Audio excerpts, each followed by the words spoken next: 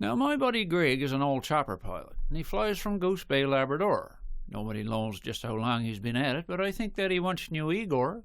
Sikorsky, I mean. He invented the things, and he gave all of mankind a lift. You'll know what I mean if you're arse over kittle, crumpled up at the base of a cliff. Or you're out at the fish in that old butter dish with that motor that never worked right. The next thing you know, search and rescue's right over your head on a dark, stormy night. But now there's others involved in this tale of flight, a tale so amazing but true. They got 4 legs each, they're a bunch of hard tickets, and between them, they got 5 tails too. 5 tough little crackies from the Labrador coast. Oh, they're clever and all full of gall. Spot 1 and Lucky, Spot 2, Nance and Ralph. But Ralph is the smartest of all. Ralph is their leader, and he's brown just like Nance, while Lucky's as black as a pot. Spot 1 is white with brown spots here and there, and Spot 2, you hadn't got either spot. Williams Harbour, Labrador is their place of abode, where they live the dog's life to be sure. They're never tied on, got the run of the town, every house, every stagehead and store.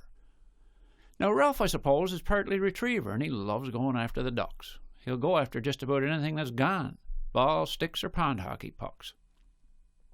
But with all of the things that Ralph had retrieved, there was one thing he hadn't got yet, and being the hard-headed fellow he was, that's the one thing he just had to get.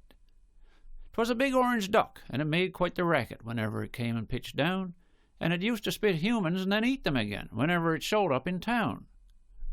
"I'm having that," is what Ralphie would say every time that the thing would show up. The other dogs didn't think much of his chances, but Ralphie was one stubborn pup. So one day in the spring, Greg was doing his thing and flying a trip to the coast. He was never a man to mind much where he went, but one place he disliked more than most, Williams Harbour by name, was a bit of a pain because of that pack of wild dogs. Landings and takeoffs were always a hazard right up there with snowstorms and fogs. Sure enough, once again as he came into land, they showed up to make his life hell. And so you're aware of what pilots feared, there's one thing I suppose I should tell. See, a chopper's tail rotor is a delicate thing, and if damaged, control can be lost. So a 30-pound dog jumping into the thing is a thing to avoid at all cost. So here's my buddy Greg, and he's trying to land surrounded by Ralph and his crew. They're jumping and snapping all around the outside, while inside he turns the air blue.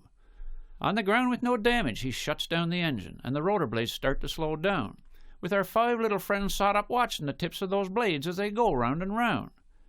When the blades stop at last and the fun is all past, the crackies jump up and make off. Greg blows his stack, 'cause he knows they'll be back when it's time to start up and take off.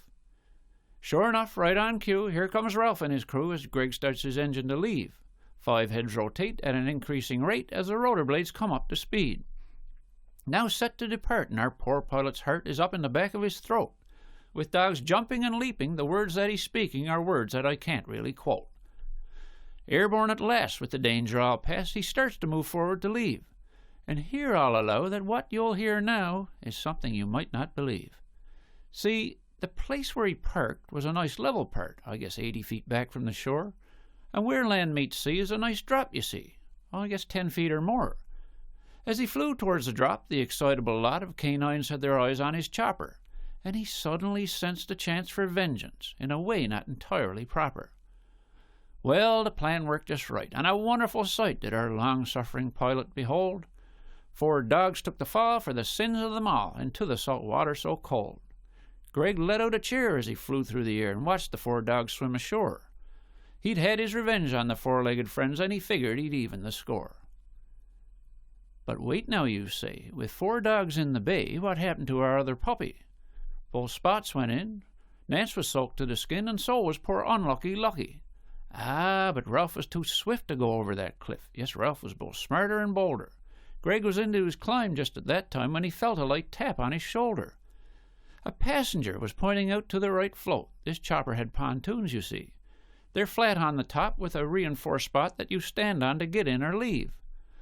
Well, sir, such a sight did our pilot behold when he looked out the window that day. 'Twas Ralphie, stretched out on the top of the float.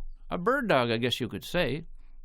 The chopper was picking up speed at the time, and Ralph was hung on pretty tight, with his tongue flapping round at the back of his head like the tail at the back of a kite, with his ears flapping too as he took in the view through his eyes narrowed right down to slits, and his bushy old tail all astray in the gale, looking like a birch broom in the fits.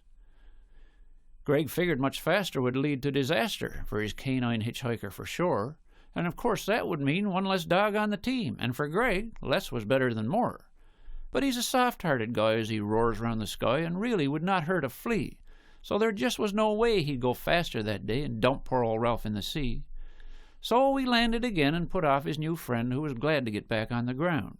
The others were waiting and anticipating the story of Ralph, Flying Hound.